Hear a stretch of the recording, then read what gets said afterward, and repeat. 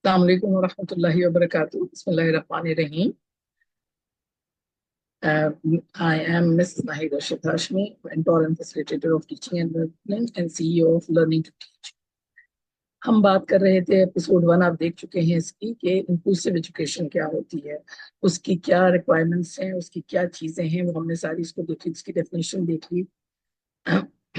और उसकी उसकी हमने ये देख लिया कि वो क्या किस तरह की है। हमने ये भी देख लिया कि वो इसमें कौन कौन से इसके की प्रिंसिपल्स कौन कौन से हैं, हमें किस तरह इसको लेके चलना है, और इसमें हमने किन किन चीजों का बहुत ज्यादा ख्याल रखना है। ये तमाम चीजें जो है वो हम देख रहे होते हैं और हमने देख ली है इसको। अब तो पिछले वाला अगर आप सुन लीजिएगा तो आप कनेक्ट करने में आसानी हो जाएगी। अब हमने क्या करना है कि learning strategies for students with learning disabilities. देखिए, यहाँ पर सिर्फ हम इंक्लूजन में लर्निंग डिसेबिलिटीज सिर्फ नहीं आती हैं, फिजिकल डिसेबिलिटीज भी आ जाती हैं, लेकिन हमने दोनों ही की लर्निंग का बंदोबस्त करना है और हमने उसको देखना है। तो हम कैसा हमारा एनवायरनमेंट होना चाहिए, क्या हमारी प्रोफेशनल ट्रेनिंग होनी चाहिए, क्या हमारा कैरेक्टर ट्रेट होना चाहिए, ये बहुत इंपॉर्टेंट है हमारे लिए।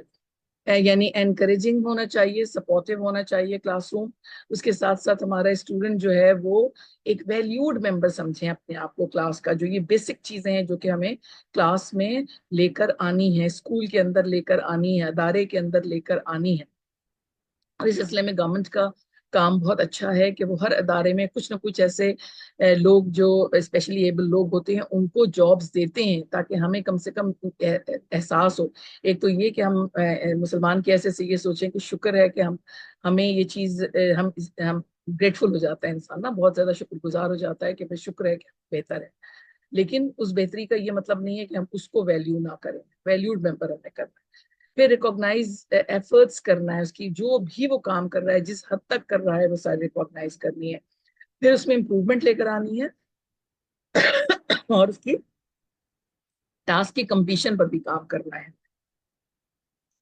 और पॉजिटिव सेल्फ एक्सप्रेशन के लिए अपॉर्चुनिटीज देनी है। अब फर्ज कीजिए कि एक बच्चा जो है थोड़ा सा स्टैमरर है, तो हम क्या करेंगे उसके लिए? हम उसके लिए इंतजार करेंगे कि वो अपनी स्टैमरिंग जो है वो उसकी रुक जाए, तो फिर हम बात करें उससे, या उसकी बात को सुने खामोशी के साथ। तो अपॉर्चुनिटीज जो हमें देनी होती हैं वो हर किसी को इक्वल देनी होती है सेल्फ एक्सप्रेशन की। और स्मॉल ग्रुप सेटिंग में भी कर सकते हैं, होल क्लास भी कर सकते हैं, और उसको हम स्पेशली जो है वो वन ऑन वन फिर भी बात कर सकते हैं। जो सबसे अहम काम करने वाला है रिकमेंडेशन का है और मॉडिफिकेशन का है। तो इसमें फिजिकल मॉडिफिकेशन मैंने आपको बता दिया कि रैंप्स बने हुए होंगे, साथ उसकी और भी चीजें इस तरह की होंगी जो वहां पे आप उनके लिए अरेंज करके रखेंगे। लेकिन विद दिस फीलिंग बाकी बच्चों को ये ना लगे कि इसको कोई स्पेशल अटेंशन दी जा रही है, मतलब उसको इस तरह नॉर्मलाइज करके लेके चल रहा है। फिर ये कि एक्स्ट्रा टाइम उन बच्चों को प्रोवाइड करना है असाइनमेंट्स के लिए या असेसमेंट्स के लिए या इन चीजों के लिए जो भी हम देते हैं उनको। और लेकिन ये कि उनको एहसास नहीं दिलाना है और दूसरे बच्चों को भी पता ना चले इस चीज का। ये बहुत इंपॉर्टेंट फैक्टर है इसके अंदर। वन ऑन वन सपोर्ट भी देंगे, ट्यूटरिंग भी करेंगे।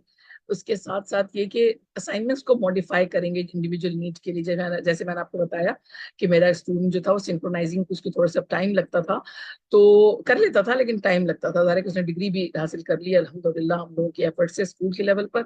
और आगे भी उसको अच्छे असातिज़ा मिले होंगे जिसकी वजह से वो उसने जो है वो अपनी डिग्री कंप्लीट कर ली है। ज़ाहिर है कि दुनियावी कामों के लिए तो हमें डिग्री की जरूरत होती है। अब ये कि अल्हम्दुलिल्लाह दुनिया इस तरफ जा रही है कि आपकी degree doesn't matter but your capabilities and skills they matter. जैसे कि गूगल वालों ने किया हुआ है कि आपके स्किल्स को लेते हैं, और ये चीज हमें प्रूवन हो गई थी हमारे कोविड के टाइम पर। तो मॉडिफाई करना है हमने असाइनमेंट्स को, बाकी बच्चों को पता ना चले, लेकिन ये कि उसको इस तरह करना है कि उसकी उसकी जो स्पेशल नीड है उसके हिसाब से तैयार हो जाए। फिर असिस्टिव डिवाइसेस हम यूज कर सकते हैं, ग्राफिक ऑर्गेनाइजर्स यूज कर सकते हैं, कैलकुलेटर्स यूज करने की जो वो दे सकते हैं, इजाजत दे सकते हैं, या वो कर सकते हैं। कोई अगर कोई टैब वगैरह है तो वो भी अगर इस्तेमाल करना चाहे तो वो कर सकता है, क्योंकि टच जो होता है वो बहुत इजीली बच्चे कर लेते हैं जो किसी किसी किस्म की स्पेशल नीड के साथ भी होते हैं। ऑल्टरनेटिव फॉर्मेट्स भी हम कर दे रहे होते हैं उनको, बड़े प्रिंट्स दे सकते हैं, ब्रेल सिस्टम यूज कर सकते हैं।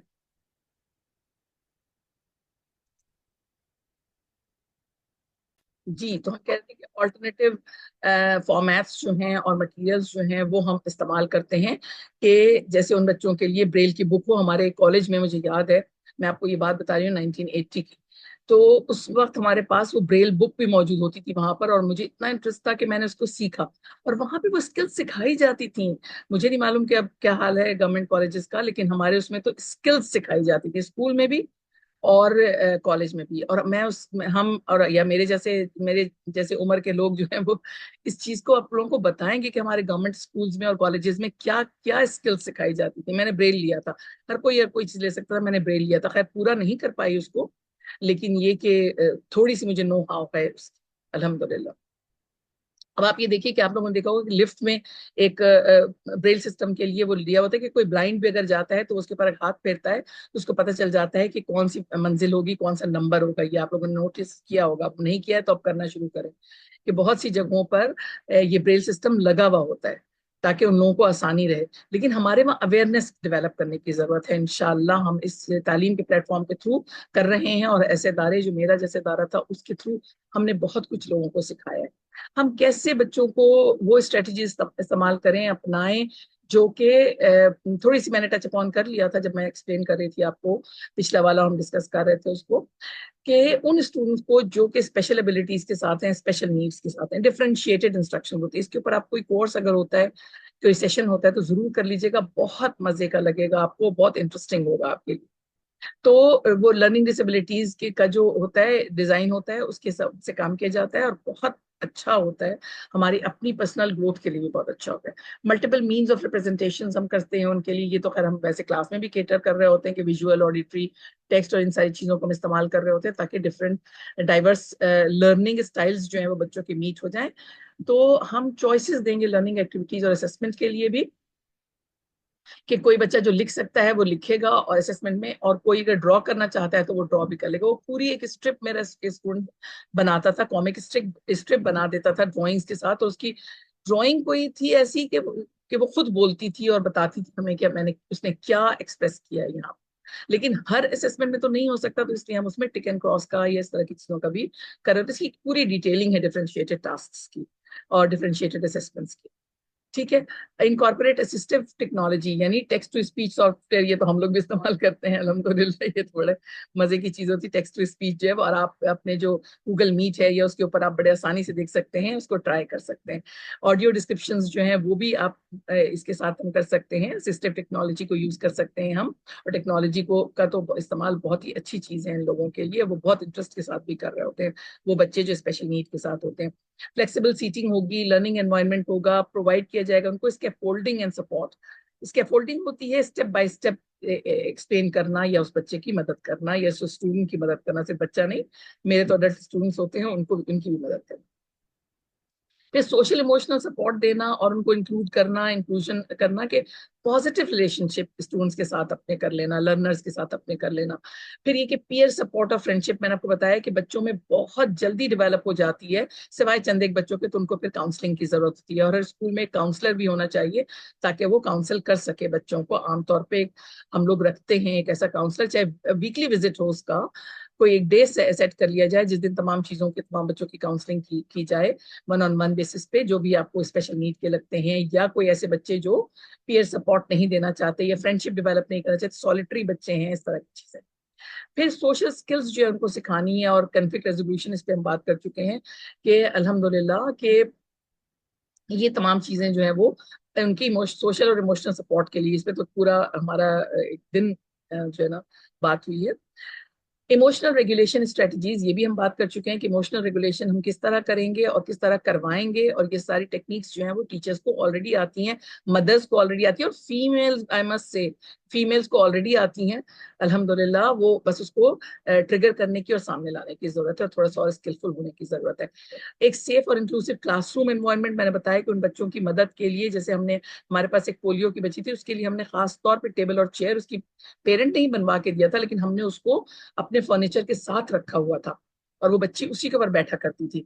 तो ये बहुत बहुत इंपॉर्टेंट है कि हम उसको करें। एक जैसे किसी बच्चे का अगर कोई लिम्ब, उसका कोई किसी किस्म का कोई फ्रैक्चर हो गया, कोई हो गया, तो हम उसके लिए क्लासरूम चेंज कर लेते थे, नीचे ले आते थे उसकी क्लासरूम, पूरी क्लास जो है वो हम डिस्टर्ब कर लेते थे और नीचे लाकर उसको सेटल कर लेते थे, ताकि उस बच्चे को ये फील ना हो कि मेरी मेरी क्लासेस मिस हो रही हैं, ये मेरे, तो वो वहीं जो ग्राउंड फ्लोर पे होगा तो आराम से उसमें आ जाएगा। तो ये है safe and learning environment. Collaboration and communication हमने करनी होती है। स्पेशल एजुकेशन के प्रोफेशनल के साथ थोड़ा बहुत बैठना पड़ता है। जैसे मैंने बताया कि डिस्लेक्सिया का मैं और मेरी एक कलीग थी जिसमें हम लोगों ने को करवाया गया था, तो हम लोग थोड़ा सा बहुत मास्टर नहीं हो गए थे, लेकिन कम से कम हमें थोड़ी सी नो हाउ थी जो हम दूसरे लोगों को भी ट्रेन कर सकते थे। ठीक है, communicate regularly with parents and guardians, ये बड़ा इंपॉर्टेंट है। केयर गिवर्स के साथ भी हम बात कर सकते हैं, पेरेंट्स के साथ बात कर सकते हैं कि इसको हम, मैं ऐसे कर रही हूँ, आप इस तरह कीजिए। ठीक है, फिर ये कि इंडिविजुअलाइज्ड एजुकेशन प्रोग्राम्स जो होते हैं, आईईपीज होते हैं, ये आप सर्च करेंगे तो आपको मिल जाएगा और ये आपको बहुत हेल्प करते हैं उसमें। और फिर स्टूडेंट की प्रोग्रेस और अकोमोडेशन जो है वो उसको रेगुलर डिस्कशन होना चाहिए प्रिंसिपल के साथ, और फिर वो उसको कम्युनिकेट करें उनके पेरेंट्स तक। फिर इस गोल सेटिंग में और सेल्फ एडवोकेसी में बच्चों को भी इन्वॉल्व किया जाए, लर्नर्स को, बच्चों क्या कह रही हूँ मैं, लर्नर्स को इन्वॉल्व किया जाए उसके अंदर। एडिशनल स्ट्रेटजीज इस सिलसिले में क्या होती हैं कि हम क्या करेंगे कि उनको सेंसरी ब्रेक्स दिया करेंगे, उनको सेल्फ रेगुलेशन टेक्निक्स सिखाएंगे। ये तो हम खैर ब्रेन ब्रेक तो मैं अपने नॉर्मल बच्चों को भी दिया करती थी ताकि अगर बहुत हैवी प्लेट लगती थी और बहुत ज्यादा लगता था कि बहुत ग्लूमी हो गया है क्लासरूम, तो हम उसमें क्या करते थे कि बहुत सारी ब्रेन ब्रेक एक्टिविटीज हैं, आप अगर ब्रेन ब्रेक एक्टिविटीज को निकालिएगा तो आपको पता चल जाएगा। हमारी ट्रेनिंग्स के दौरान भी हम ब्रेन ब्रेक एक्टिविटी करवाते हैं। तो सेंसरी ब्रेक्स जो है वो देना भी नहीं सिर्फ इंक्लूसिव बच्चों, उन बच्चों को, स्पेशल नीड के बच्चों को नहीं, हर बच्चे को जरूरत होती है कभी। ठीक है, फिर विजुअल शेड्यूल्स और चेकलिस्ट वगैरह भी इस्तेमाल करनी है इसके अंदर। और एडेप्टिव फिजिकल एजुकेशन जो है वो भी लेकर आनी है उसमें कि भाई अगर बच्चे फिजिकल एजुकेशन में जा रहे हैं तो वो बच्चा क्या करेगा जो स्पेशल नीड्स के साथ है, तो उसके लिए एक अलग जो है वो प्रोग्राम होगा। फिर काउंसलिंग जो होगी, मेंटल हेल्थ सर्विसेज भी दी जाएंगी, और सेल्फ एडवोकेसी एंड इंडिपेंडेंस का उनको वो दिया जाएगा ताकि वो जिंदगी में, जो हमने पहले बात की थी कि मीनिंगफुल लाइफ गुजार सकें अपनी, किसी भी तरीके से और किसी भी तरह से अपनी मीनिंगफुल लाइफ गुजार सके। ये हमारे लिए बहुत इंपॉर्टेंट है कि हम इन चीजों का बहुत ख्याल रखें।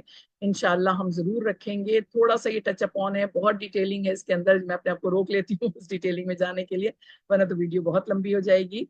मुझे माफ कीजिएगा अगर कोई बहुत इसमें लंबी वीडियोस आपके पास आ जाती हैं, लेकिन ये लर्निंग टाइम है आपका, तो इंशाल्लाह जरूर इसको सीखिएगा और इसको और सर्च करके, आप तो गूगल वाले लोग हैं, सर्च करके उसको करने की कोशिश कीजिएगा इंशाल्लाह।